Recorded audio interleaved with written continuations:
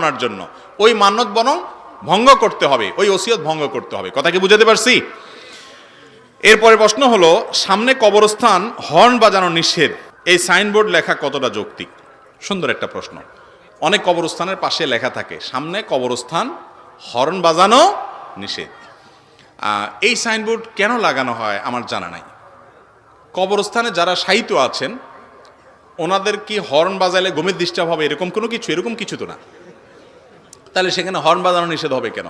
হ্যাঁ, হর্ন এটা প্রয়োজন ছাড়া প্যাঁপো করে অযথা বাজানোটা এমনি নিষেধ।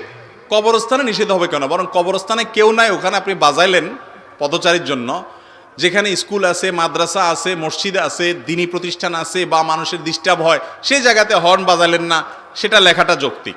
কিন্তু কবরস্থানে আছে সেজন্য হর্ন বাজাবেন না। আমরা মনে করি অনেকে যে কবরস্থান আছে এখানে হর্ন বাজাইলে কবরবাসীদের ডিস্টার্ব হবে, ক্ষতি হবে।